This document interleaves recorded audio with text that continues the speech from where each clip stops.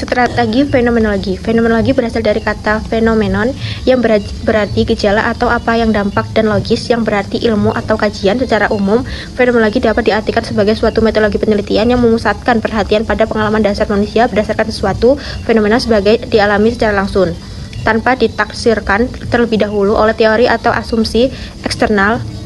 Andrew Husserl 1959 sampai 1938 sebagai pendiri fenomenologi menekankan pentingnya kembali kepada hal-hal sebagai adanya.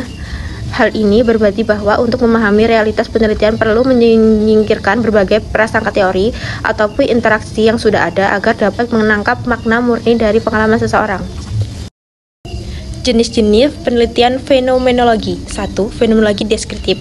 Fenomenologi deskriptif yang digagas oleh Edmund Husserl merupakan pendekatan filosofis yang bercita-cita mengungkapkan hakikat murni dari berbagai fenomena kesadaran. Inti dari fenomenologi ini terletak pada komitmen radikal untuk kembali kepada benda-benda itu sendiri, yaitu menjelajahi pengalaman manusia, tepat sebagai menghadirkan diri dalam kesadaran kita.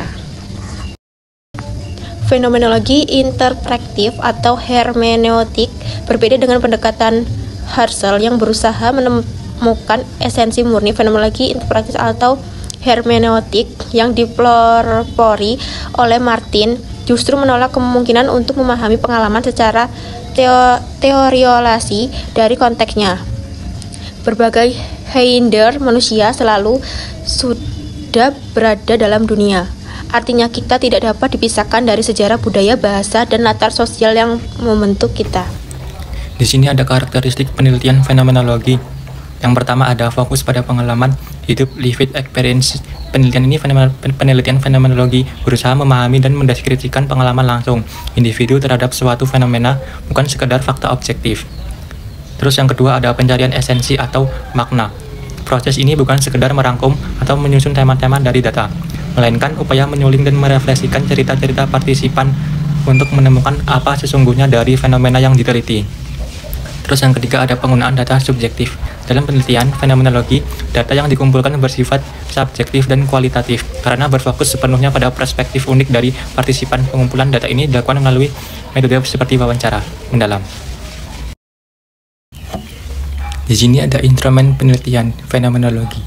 Wawancara mendalam, in-depth interview. Dalam penelitian fenomenologi, wawancara mendalam berfungsi sebagai instrumen utama untuk mengungkapkan pengalaman hidup partisipan. Terus observasi. Observasi dalam penelitian fenomenologi berfungsi untuk menangkap dimensi pengalaman yang seringkali terucapkan ketika partisipan mengalami kesulitan untuk menuangkan pengalaman mereka secara verbal. Terus dokumentasi dan artefak.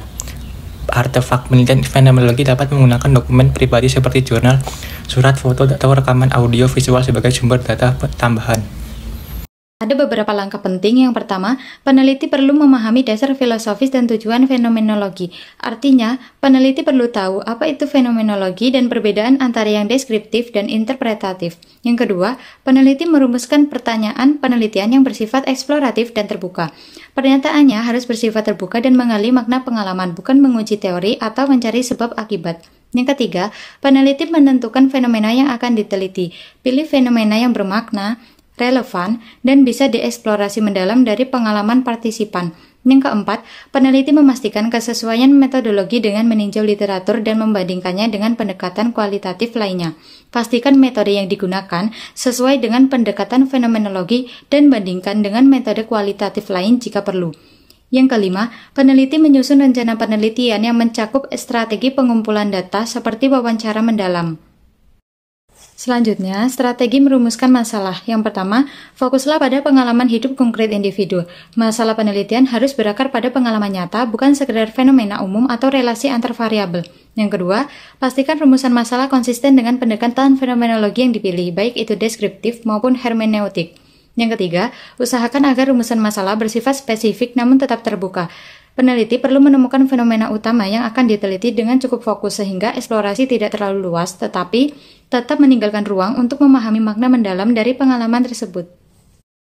Selanjutnya, strategi naratif. Strategi penelitian naratif kualitatif merupakan pendekatan penelitian yang berorientasi pada pemahaman mendalam terhadap pengalaman hidup individu atau kelompok melalui cerita atau narasi yang mereka sampaikan sendiri. Menurut Kayininda 2020, penelitian naratif bertujuan untuk mengungkap kisah bermakna dari kehidupan seseorang sebagaimana diceritakan dalam kata-kata dan dunia mereka sendiri, sehingga peneliti dapat memahami makna subjektif yang dibangun oleh partisipan dalam konteks sosial dan budaya yang melingkupinya. Jadi, kalau fenomenologi menggali makna pengalaman, strategi naratif menelusuri cerita di balik pengalaman tersebut. Selanjutnya, jenis-jenis penelitian naratif. Penelitian naratif punya banyak bentuk dan pemilihannya disesuaikan dengan tujuan penelitian. Berikut jenis-jenis yang umum. Yang pertama, autobiografi. Peneliti meneliti dan menceritakan pengalaman hidupnya sendiri. Kemudian yang kedua ada biografi. Ini peneliti menceritakan kehidupan orang lain berdasarkan cerita dari orang tersebut atau data yang dikumpulkan. Yang ketiga ada sejarah hidup. Mirip dengan biografi tetapi lebih mendalam dengan meneliti perjalanan hidup seseorang secara menyeluruh untuk memahami peristiwa-peristiwa penting yang membentuknya.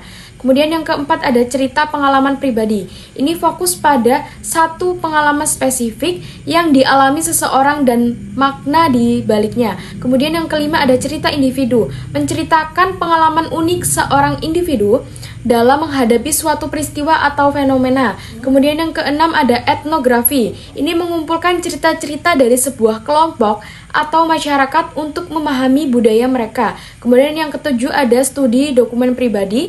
Meneliti dengan menganalisis dokumen pribadi seperti diary, surat atau foto untuk memahami pikiran dan pengalaman seseorang. Karakteristik penelitian naratif yang pertama ada fokus pada cerita dan pengalaman individu.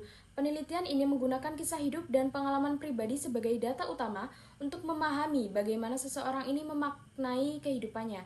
Kemudian yang kedua, data bersifat subjektif dan kontekstual. Setiap cerita dipahami melalui latar belakang budaya dan sosial penceritaannya, sehingga maknanya unik dan tidak bisa digeneralisasi. Kemudian yang ketiga, analisis interpretatif bukan statistik, yaitu peneliti menafsirkan makna cerita secara mendalam, bukan menggunakan perhitungan angka atau statistik. Kemudian yang keempat, relasi erat antara peneliti dan partisipan. Dibutuhkan hubungan dekat dan saling percaya antara peneliti dengan partisipan agar diperoleh cerita yang mendalam. Kemudian yang terakhir yaitu proses penelitian fleksibel dan juga reflektif. Ini pelaksanaan penelitian dapat menyesuaikan kondisi di lapangan dan peneliti ini terus melakukan evaluasi selama proses berlangsung.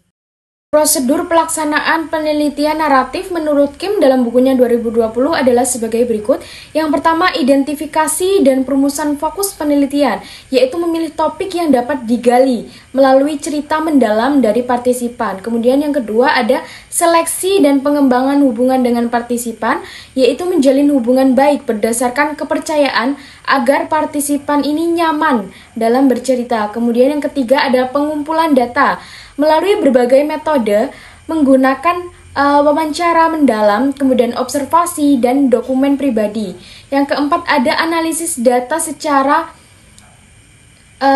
interaktif dan juga mendalam, yaitu mencatat, membaca berulang, menemukan tema dan menyusun kembali cerita. Yang kelima ada validasi melalui member checking, yaitu memeriksa kebenaran data dengan partisipan dan membandingkan dari berbagai sumber. Yang terakhir ada penyajian temuan dalam bentuk naratif, yaitu menyampaikan hasil dalam bentuk cerita yang mudah dipahami dengan suara asli partisipan. Yang selanjutnya adalah langkah-langkah. Yang pertama yaitu evaluasi kesesuaian topik penilaian. Langkah pertama yang harus dilakukan adalah mengevaluasi apakah topik penelitian yang dipilih memang sesuai dengan pendekatan naratif. Yang kedua, penentuan tujuan penelitian. Setelah topik dipastikan sesuai, langkah berikut adalah merumuskan tujuan penelitian yang spesifik. Poin ketiga, pemilih jenis pendekatan naratif. Penelitian perlu memiliki jenis pendekatan naratif yang paling sesuai. Naratif inquiry cocok untuk mengevaluasi pengalaman hidup terbuka. Strategi merumuskan masalah. Merumuskan masalah dalam penelitian naratif memerlukan pendekatan yang khusus dan mendalam. Menurut Mendes 2020, strategi perumusan masalah dia awali dengan penyusunan pertanyaan pembukaan yang mampu memicu narasi panjang dan mendalam.